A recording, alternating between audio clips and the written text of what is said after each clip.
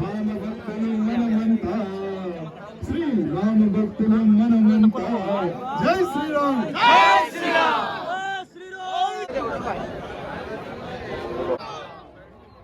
हिंदी या तेलुगु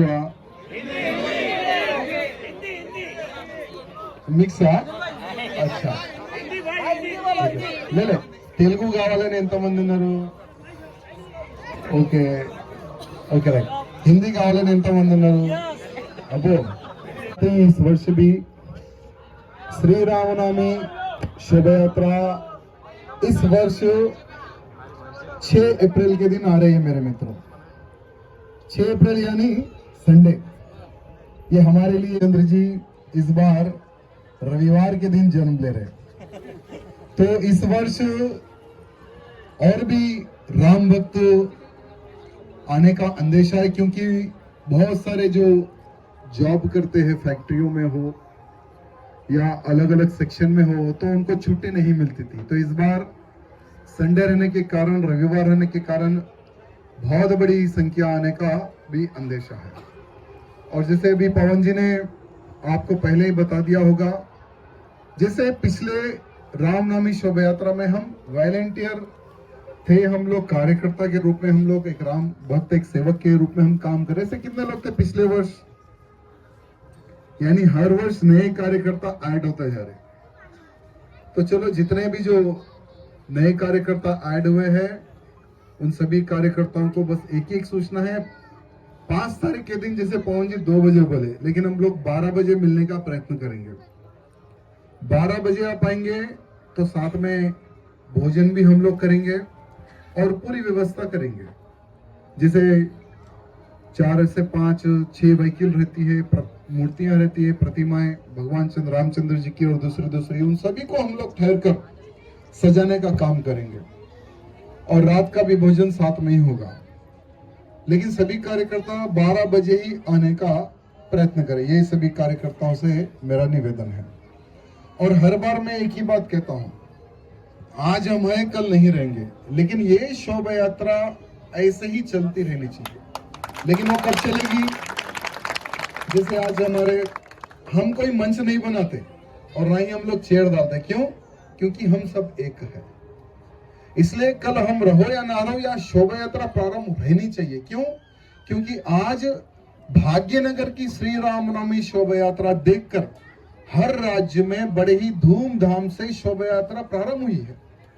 मुझे बिहार से, बंगाल से, आज तो नेपाल से मुझे कॉल आया कि भाई हम आपकी जैसी शोभा यात्रा हम लोग यहाँ पे प्रारंभ करें. नेपाल में और बंगाल में प्रारंभ हो गया है, बिहार में, महाराष्ट्र में, लगभग बहुत सारे क्षेत्रों में, कर्नाटक में, राजस्थान में, बहुत सारे क्षेत्रों में, हर राज्य में शोभा यात्रा प्रारंभ हो चुकी है.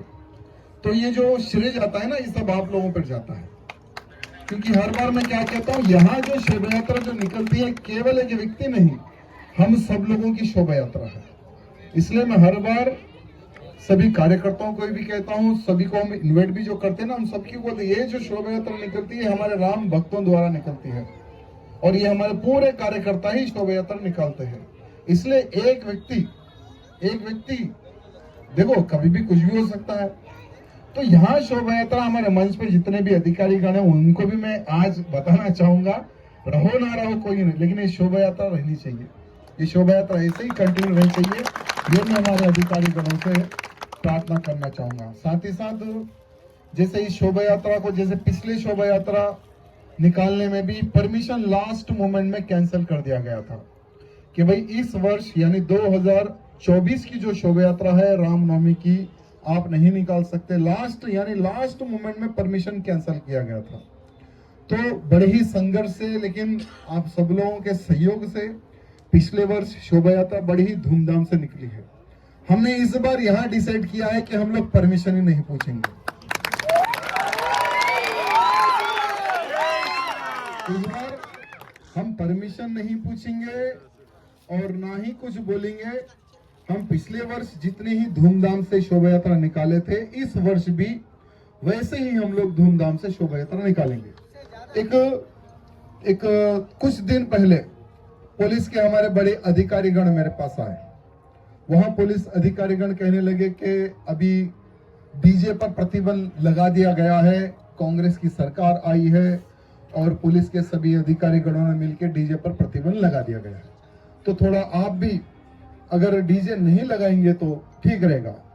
तो हम उनके अधिकारियों को कहे, हम बोले कि डीजे पर प्रतिबंध किस कानून के तहत आप लोग लगा रहे हैं? तो उन्होंने कहा कि सुप्रीम कोर्ट का कानून है। तो हमने कहा कि ठीक है, चलो सुप्रीम कोर्ट के कानून को हम भी मानते हैं, हम भी आदर करते हैं, लेकिन जो कानून है साउंड पोल्यूशन का, सिर्फ रामनवमी के एक दिन में ही क्या वो प्रॉब्लम आपको आता है? क्या नवरात्रि के यहाँ जो 9 दिन होते हैं, क्या उसी दिन आपको प्रॉब्लम आता है क्या?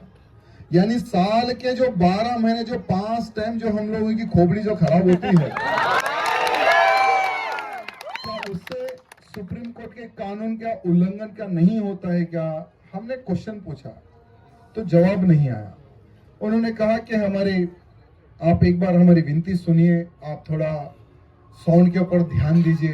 तो हमने कहा कि साउंड रहेगा, हर वर्ष जैसा है वैसा साउंड रहेगा, लेकिन चलो पुलिस का भी मान सम्मान हमें करना है, तो इस बार हम लोग मिक्सर नहीं लगाएंगे, इस बार हम सीडी प्लेयर पे बजाएंगे, लेकिन हमारे जो गाने रहेंगे उसी टाइप से हमारे गाने बजेंगे और सीडी प्लेयर पे हम लोग इस बार गाने बजेंगे। तो पुलिस के अधिकारियों को हमने बात कही, तो वो लोग हैप्पी से चले गए बेचारे। अब क्या कर सकते हैं, उनके ऊपर भी प्रेशर है, लेकिन इस बार हमें किसी को नाराज करना नहीं है, ना पुलिस को हम नाराज करेंगे और ना ही किसी राम भक्त को हम नाराज करेंगे। बड़ी धूमधाम से इस वर्ष भी शोभा यात्रा निकलेगी, किसी प्रकार की कोई कमी नहीं रहेगी इस शोभा यात्रा में। साथ ही साथ जैसे हमारे लड्डू जी बेगम बाजार का एक इश्यू बता रहे थे, बेगम बाजार के अलावा दूसरे भी बहुत सारे मंचों को डालने के लिए हमारे पुलिस के अधिकारीगण सताते हैं। वो लोग कहते हैं कि पब्लिक इतनी आ जा रही है, यह मंच के कारण कुछ एक्सीडेंट हो सकता है, कुछ हादसा हो सकता है, इसलिए थोड़ा पीछे मंच डालने के लिए कहिए। पिछले वर्ष भी प्रॉब्लम आया था। तो हमारे पुलिस के अधिकारियों से मेरा निवेदन है कि हमारे कार्यकर्ताओं को पता है कि कहाँ ठहरना है, कहाँ नहीं ठहरना है, तो कृपया करके आप मंचों की सपोर्ट में आप खड़े रहिए, लेकिन हमें किसी को मंच ना डालने दे और मंच को आगे पीछे करने के लिए इस तरह से अगर पुलिस इस बार ना सताएगी तो अच्छा रहेगा। हमारे जो इंटेलिजेंट के जो अधिकारी यहाँ पर बैठे हुए हैं उनसे निवेदन है कि आप वो मैसेज पास कीजिए।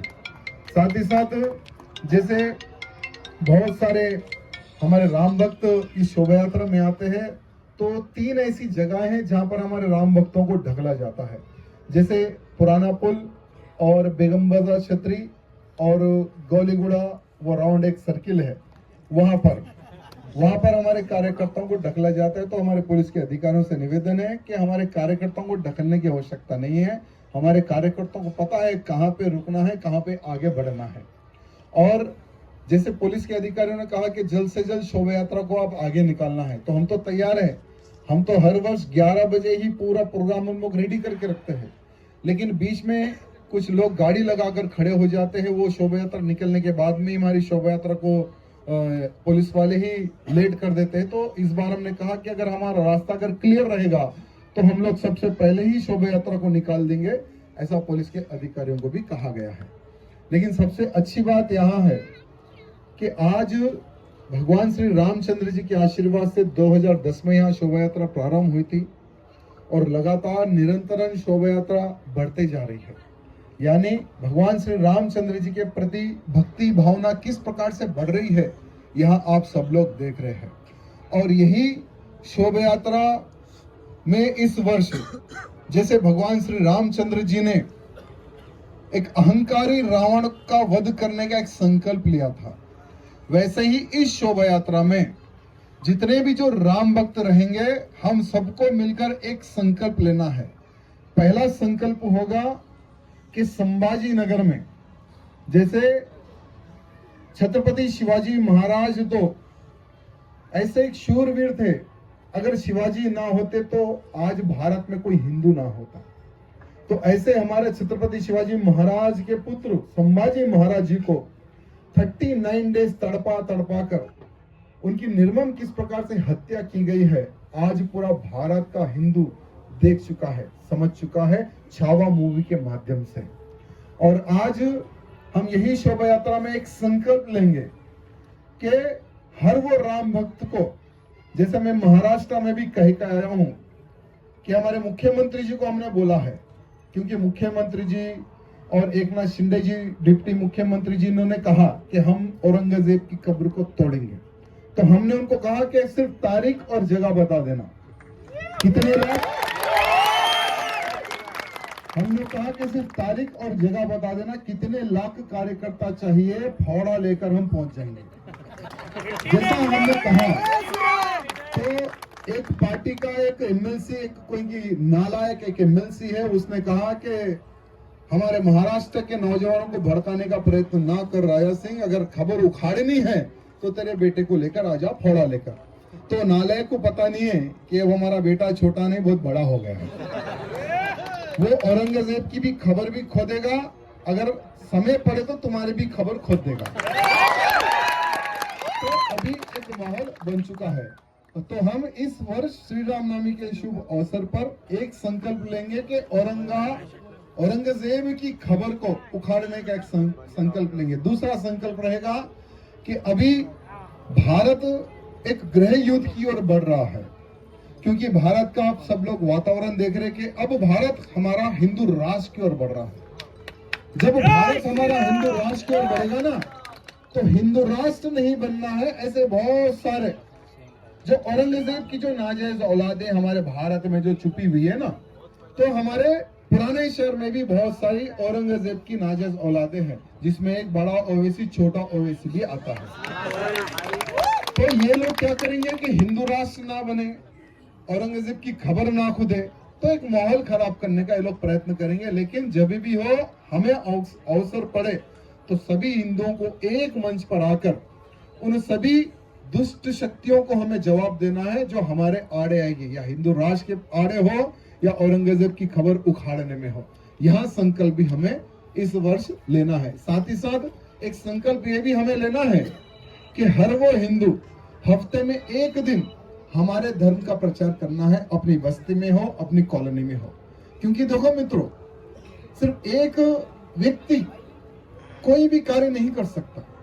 अगर हमारे 4 हाथ होंगे, अगर 12 हाथ होंगे, अगर लाखों हाथ होंगे ना, तो ज्यादा हम हमारे हिंदू समाज को सुरक्षित रख सकते हैं। तो इसलिए हर वो व्यक्ति अपने अपने कॉलोनी में, अपने अपने बस्तियों में मुझे लव जिहाद के खिलाफ में खड़े होना है। लव जिहाद में किसी मेरी बहन बेटी को शिकार होने नहीं देना है। ये संकल्प अगर लेंगे, हफ्ते में एक दिन अगर हम डोर टू डोर का प्रचार करेंगे, तो बहुत सारे लव जिहाद के प्रति जो हमारी बहन बेटी जो शिकार हो रही है ना, उनको हम रोक सकते हैं। ये भी संकल्प हमें लेना है। साथ ही साथ और बहुत सारे कार्यकर्ता लोगों को अभी मैसेज नहीं पहुंचा है, तो आप सोशल मीडिया के माध्यम से अपने फेसबुक हो, इंस्टाग्राम हो या यूट्यूब हो, बहुत सारे कार्यकर्ता यूट्यूब में भी वीडियो हर वर्ष अपलोड करते हैं। तो यूट्यूब के माध्यम से भी, सोशल मीडिया के माध्यम से सभी कार्यकर्ताओं को आपको कहना है कि अधिक से अधिक संख्या में, ये हमारी रामनवमी है, हमारी शोभा यात्रा है, इसको सफल करने के लिए आइए, ऐसा एक आप सबको आह्वान करना है। और अगर किसी का कोई क्वेश्चन है तो मैं आंसर दूंगा। जैसे इस वर्ष, पिछले वर्ष का आप लोगों का अनुभव होगा, जो छोटी मोटी जो गलतियां होगी उसको हम किस तरह से सुधार सकते हैं, उस पर भी, उस विषय भी हम लोग चर्चा कर सकते हैं। और कुछ सर, वो अब तक आ गया होगा और आगे भी जाएगा, बट ये जो अपने रैली में जो भीड़ भाड़ में जो चोरियां हो रही हैं, मोबाइल से लेके अंगूठी से लेके चेन से लेके सब अपने वाले हैं, तो उनका नुकसान ना हो, इस वजह से मैं ये बात दिखा रहा हूँ। समझिए आपकी बात। देखिए, पिछले साल लगभग 300 मोबाइल चोरी हुए। పోయే సంవత్సరం 300 పైన మొబైల్ దొంగతనమైంది శ్రీరామనవమి శోభయాత్రలో. మేము పోలీస్ అధికారులు కూడా రిక్వెస్ట్ చేస్తున్నాము, కొద్దిగా ఈ దొంగలు ఎవరు ఆల్రెడీ మీ దగ్గర లిస్ట్ ఉంటుంది. శ్రీరామనవమి రోజు ఆ దొంగలకి పోలీస్ స్టేషన్లోనే పెట్టాలని నా పోలీస్ అధికారులకి రిక్వెస్ట్. అదేవిధంగా పెట్టాను. ఇప్పుడు రంజాన్ ఉంటే హిందువులు రౌడీ షీటర్ని లోపల పెడతారు. ఏదైనా మన గణేష్ ఫెస్టివల్ మన హిందువులు రౌడీ షీటర్ కి లోపల పెడతారు. ఇప్పుడు మా శ్రీరామనవమి శోభయాత్రలో ఆ దొంగలకి ఎందుకు ఫ్రీ ఇడుస్తారు? వాళ్ళు కూడా 1 డే గురించి పోలీస్ స్టేషన్ లో కూర్చొని పెడితే చాలా బాగుంటుంది. ఎందుకంటే అట్లాంటి హిందువులు మనకు అవసరం లేదు, అట్లాంటి హిందువులు మాకు అవసరం లేదు. మన హిందూ ఫెస్టివల్ శ్రీరామనవమి శోభయాత్రలో అరే మంచిగా ఆ శోభయాత్రలో పాల్గొనండి, కానీ దొంగతనం చేయడానికి వస్తున్నారు. అట్లాంటి వ్యక్తులు అవసరమా మనకు? అవసరం లేదు. అందుకోసం పోలీస్ అధికారికి మనం ఈ సబ్జెక్ట్ రిక్వెస్ట్ చేస్తున్నాం. ఇంకోటి, ఇప్పుడు మహారాష్ట్ర నుంచి, కర్ణాటక నుంచి, రాజస్థాన్ నుంచి, వేరే వేరే స్టేట్ నుంచి కూడా ఇప్పుడు ఈ వాలంటీర్ మీటింగ్కి ప్రత్యేకంగా వాళ్ళు వచ్చినందుకు నేను హృదయపూర్వకంగా వాళ్ళకి ధన్యవాదాలు. जैसे बहुत सारे कार्यकर्ता महाराष्ट्र, कर्नाटक, राजस्थान से भी आए हुए, छत्तीसगढ़ से भी आए हुए, जितने भी कार्यकर्ता जो बाहर से आए इस वॉलंटियर मीटिंग में, जितने भी आए उनका बहुत बहुत धन्यवाद। ओह गुजरात से बहुत सुंदर। अब आप रहेंगे रामनवमी तक? रामनवमी तक कंटिन्यू यहाँ पे। अरे वाह बहुत अच्छे। बिलोली आपको एक बार आने नहीं दिए थे, लेकिन आप एक बार जरूर आना सर। एक बार आपको रोके थे। जैसा मैं बिलोली का प्रोग्राम देता हूँ ना, प्रोग्राम लगाने वालों को पुलिस वाले अंदर डाल देते हैं। और एक बार बहुत और एक लास्ट टाइम मैंने देखा अपना जो जहाँ पे मस्जिद के सामने अपना गाड़ी रुकता है, वहाँ पे मैंने एक चीज़ नोट किया कि आई थिंक 4-5 लोग ऐसे मुस्लिम पीपल्स थे जो टोपी पहन के जानबूझ के, जैसा आपने उसमें मेंशन किया जाता है कि वो दिन खास करके ध्यान रखना है कि ये चीज़ की प्रॉब्लम ना हो, बट मैंने ये चीज़ नोट किया था क्योंकि मैं वहाँ पे खड़ा था सत्यनारायण स्ट्रीट के बाहर। 4-5 मुस्लिम लोग टोपी पहन के था, वो लोग हिंदू को जानबूझ के छेड़ रहे थे। वो किसके लिए? इसके लिए ताकि वो कुछ ना कुछ प्रॉब्लम्स हो, फाइट्स हो। ये जो चीज़ है वो मेरे साथ हुई है। मतलब 4-5 लोग ऐसे जो थे मुस्लिम्स लोग, वो जानबूझ के मेरे को छेड़ना। अब मैं वो टाइम पे ऑलरेडी समझ गया था कि अगर मैं कुछ भी इनको मारूंगा करूंगा, यूं करना था। कार्यकर्ता आ जाओ तो काम नहीं करता।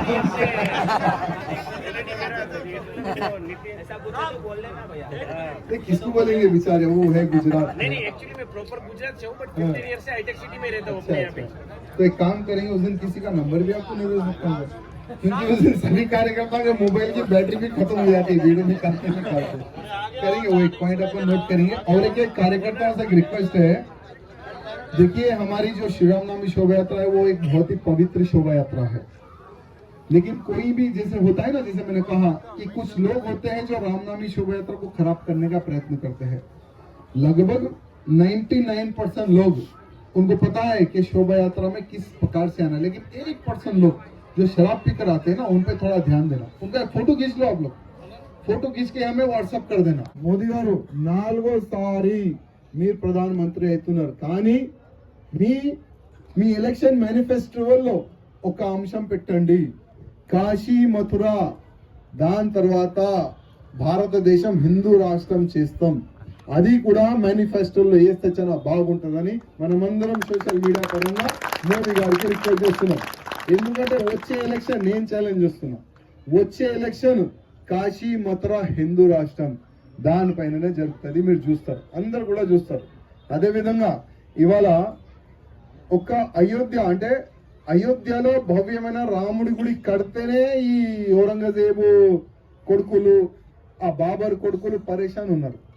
ఇప్పుడు ప్రారంభమైంది రామ మందిరం తర్వాత కాశీ మథుర తర్వాత ప్రతి ఒక్క మా గుళ్ళు పలగొట్టి వీళ్ళు ఎక్కడెక్కడ కట్టినారు కదా బాబరీ మస్జిద్, ప్రతి ఒక్క బాబరీ మస్జిద్ కూల్చి భవ్యమైన మన గుడి మనం కడుతున్నాం. ఆ సంకల్పం కూడా మనం తీసుకుందాం.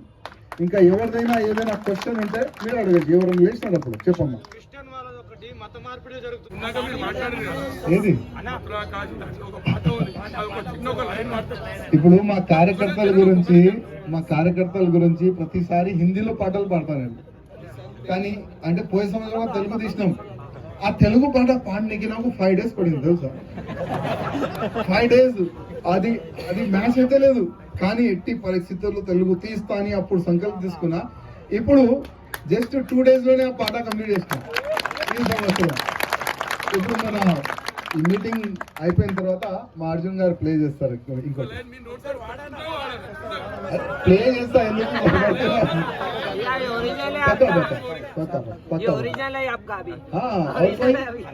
చిన్న రిక్వెస్ట్, ప్రతిసారి మన మత మార్పిడి కోసం క్రైస్తవులు కూడా మనకు ఒక శత్రువులుగా మారుతున్నారు. వాళ్ళ గురించి కూడా 2 మాటలు మీరు శోభయాత్రలో మాట్లాడాలని మనస్ఫూర్తిగా కోరుకుంటాను. ఇది మీరు రాసుకోండి, ఇది కన్వర్షన్ గురించి. ఎందుకంటే చాలా వరకు మన పేద ప్రజలను టార్గెట్ చేసుకుంటా మనం అది వేరే టార్గెట్ చేసుకుంటే వీళ్ళు వేరే విధంగా టార్గెట్ చేసుకుంటాం. ఒకప్పుడు అంటే 2014 కైనా ముందు 2014 కైనా ముందు విదేశాల నుంచి చాలా ఎక్కువ డబ్బులు వచ్చేది మన భారతదేశంలో కన్వర్షన్ గురించి. కానీ 14 తర్వాత ప్రధానమంత్రి మోదీ గారు ఏం చేసిందంటే అన్ని విదేశాలు ఫండ్ భారతదేశంలో వచ్చి మొత్తం బ్రేక్ చేసినారు. దాదాపు 70% కన్వర్షన్ ఆగిపోయింది. కానీ ఇంకా 30% కూడా నడుస్తుంది. దాని కూడా ఆ పనికి మనం ఈ శోభయాత్రలో మాట్లాడదాం. Thank you. यहाँ से नको डालो, जब तुम आते हैं तब बहुत लफड़े हो जाते हैं, कई लोगों के प्रॉब्लम हो जाती है. मैं पुलिस डिपार्टमेंट को भी मीटिंग के द्वारा बोलना चाहता हूँ, आप लोग डिस्टर्ब मत करिए. हमारे मालूम है कैसा अच्छा काम करना है, कैसा वहाँ पे सुरक्षा करना है, कैसा वहाँ पे देखना है. तो राजा भाई भी आप पर्सनली डीसीपी साहब से, कमिश्नर साहब से बात करेंगे तो अच्छा होगा. और पुलिस डिपार्टमेंट भी हम सबको सपोर्ट करेगा, उनसे लड़ने की जरूरत नहीं है. हम सबको राजा भाई बात करके पूरा मीटिंग में बताएंगे. जय श्री राम. बोल सीतापति रामचंद्र की.